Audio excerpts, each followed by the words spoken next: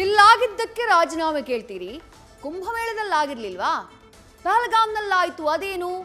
PM, home, defence minister ರಾಜೀನಾಮೆಯನ್ನ ಕೇಳಿದ್ರಾ? ಅವ್ರ ಮೇಲೆ ಇವ್ರ ಮೇಲೆ ಅವರು, ಇದು ಹೀಗೆ ಕಂಟಿನ್ಯೂ ಆಗೋದೆ. ಎಲ್ಲವೂ ರಾಜಕೀಯ, ಹೆಣದ ಮೇಲೆ ರಾಜಕಾರಣ. ಇತ್ತ KSCA ಬರೆದಂತಹ ಪತ್ರವೊಂದು ಬಹಿರಂಗವಾಗಿದೆ.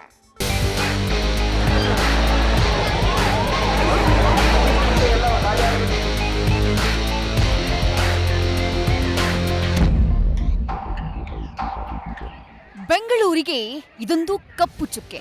ಕ್ರಿಕೆಟ್ಗಾಗಿ ಮೊದಲ ಬಾರಿಗೆ 11 ಅಭಿಮಾನಿಗಳು ಜೀವ ಕಳ್ಕೊಂಡಿದ್ದಾರೆ. ಹೋದ ಜೀವಗಳಿಗೆ ಪರಿಹಾರ ಎಂಬ ಪುಡಿಗಾಸು ಕೊಟ್ಟ ಸರ್ಕಾರ ಘಟನೆಯ ಭೀಕರತೆಯನ್ನ ಅರಿಯುವಲ್ಲಿ ಎಡವಿತ್ತು. ಈ ಬೆನ್ನಲ್ಲೇ ಸರ್ಕಾರದ ಜೊತೆಗೆ ಕರ್ನಾಟಕ ರಾಜ್ಯ ಕ್ರಿಕೆಟ್ ಸಂಸ್ಥೆ ಕೂಡ ಹೊಣೆಯ ಪಾಲನ್ನ ಹಂಚಿಕೊಂಡಿದೆ. ಇದಕ್ಕೆ ಕಾರಣ ಜೂನ್ 3ನೇ ತಾರೀಕು ರಾಜ್ಯ ಸರ್ಕಾರಕ್ಕೆ ಬರೆದಿದ್ದಂಥ ಅದೊಂದು ಪತ್ರ. RCB ಸಂಭ್ರಮಾಚರಣೆ ಕುರಿತು ಸರ್ಕಾರಕ್ಕೆ ಬಂದಿತ್ತು ಪತ್ರ.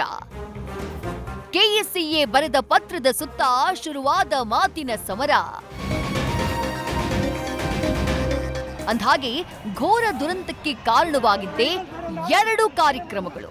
ವಿಧಾನಸೌಧದಲ್ಲಿ ಸನ್ಮಾನ ಸಮಾರಂಭ ಆಯೋಜಿಸೋಕೆ ಅನುಮತಿ ಕೋರಲಾಗಿತ್ತು ಅನ್ನೋದು ಬೆಳಕಿಗೆ ಬಂದಿದೆ. ನ್ಯೂಸ್ ಫಸ್ಟ್ಗೆ ಲಭ್ಯವಾದಂಥ DPAR ಕಾರ್ಯದರ್ಶಿಗೆ ಬರೆದಿದ್ದಂಥ ಪತ್ರದಲ್ಲಿ ಏನಿದೆ ಅನ್ನುವುದನ್ನ ತೋರಿಸ್ತೀವಿ ನೋಡಿ. ನಿಮಗೆ ತಿಳಿದಿರುವಂತೆ ಜೂನ್ 3ಕ್ಕೆ IPL 2025ರ ಫೈನಲ್ ಪಂದ್ಯ ಇದೆ. ಫೈನಲ್ನಲ್ಲಿ ರಾಯಲ್ ಚಾಲೆಂಜರ್ಸ್ ಬೆಂಗಳೂರು ಪ್ರಶಸ್ತಿ ಗೆದ್ದರೆ ಜೂನ್ 4ರಂದು ವಿಧಾನಸೌಧ ಗ್ರ್ಯಾಂಡ್ ಸ್ಟೆಪ್ನಲ್ಲಿ ಸನ್ಮಾನ ಸಮಾರಂಭ ಇರಲಿದೆ. ಗೌರವಾನ್ವಿತ ಮುಖ್ಯಮಂತ್ರಿ ಮತ್ತು ಗೌರವಾನ್ವಿತ ಉಪಮುಖ್ಯಮಂತ್ರಿಗಳು ಈ ಸಂದರ್ಭಕ್ಕೆ ಆಗಮಿಸಿ RCB ಆಟಗಾರರು ಮತ್ತು ಸಹಾಯಕ ಸಿಬ್ಬಂದಿಯನ್ನ ಸನ್ಮಾನಿಸಲಿದ್ದಾರೆ. ಹೀಗಾಗಿ DNA ಎಂಟರ್ಟೈನ್ಮೆಂಟ್ ನೆಟ್ವರ್ಕ್ ಎಂಬ ಈವೆಂಟ್ ಮ್ಯಾನೇಜ್ಮೆಂಟ್ ಸಂಸ್ಥೆಗೆ ಅನುಮೋದನೆ ನೀಡಿ ಸಕಲ ವ್ಯವಸ್ಥೆಗೆ ಅವಕಾಶ ನೀಡಲು ವಿನಂತಿ. ಜೂನ್ 3ನೇ ತಾರೀಕು ಸಂಜೆ 7:30ರ ವೇಳೆಗೆ ಪತ್ರ ಸರ್ಕಾರವನ್ನ ತಲುಪಿತ್ತು. ವಿಧಾನಸೌಧದಲ್ಲಿ ನಡೆಯುವ ಕಾರ್ಯಕ್ರಮದ ಬಗ್ಗೆ ಸರ್ಕಾರಕ್ಕೆ ತಿಳಿಸಲಾಗಿತ್ತು ಅನ್ನೋದು ಪತ್ರದಲ್ಲಿ ಬಹಿರಂಗವಾಗಿದೆ.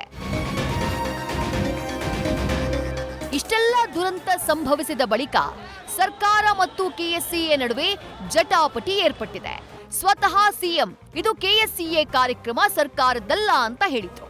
ಇದೇ ವಿಚಾರವನ್ನ ಬೆಳಗಾವಿಯಲ್ಲಿ ಮಾತನಾಡಿದಂತಹ ಸಚಿವ ರಾಮಲಿಂಗಾರೆಡ್ಡಿ 2 ಕಾರ್ಯಕ್ರಮದ ಅವಶ್ಯಕತೆ ಇರಲಿಲ್ಲ ಅಂತ ವಾದಿಸಿದ್ರು.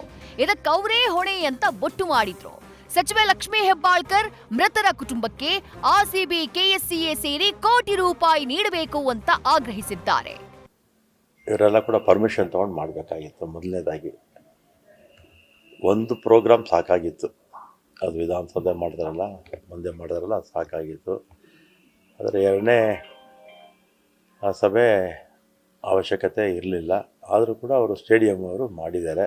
ಸರ್ಕಾರ ಅಷ್ಟೇ ಅಲ್ಲ, RCB ಅವರು ಕೊಡಬೇಕಾಗತ್ತೆ, ಕ್ರಿಕೆಟ್ ಅಸೋಸಿಯೇಷನ್ದವರು ಕೊಡಬೇಕಾಗತ್ತೆ. ಬಹಳ ಲಾಭವನ್ನು ತೆಗೆದುಕೊಂಡಿದ್ದಾರೆ. ನಮ್ಮದು ಒತ್ತಾಯ ಇದೆ, ಬರೀ 10 ಲಕ್ಷ ಅಲ್ಲ, ಕ್ರಿಕೆಟ್ ಅಸೋಸಿಯೇಷನ್ ಆಗಿರ್ಬೋದು ಅಥವಾ ಯಾರು ಪ್ರಾಯೋಜಕತ್ವ ಮಾಡ್ತಾರೆ 1 ಕೋಟಿ ರೂಪಾಯಿಯನ್ನು ಪರಿಹಾರವನ್ನು ಕೊಡಬೇಕು. ಯಾಕಂದರೆ ಸತ್ತ ಜೀವವನ್ನು ತರಲಿಕ್ಕೆ ಸಾಧ್ಯ ಇಲ್ಲ.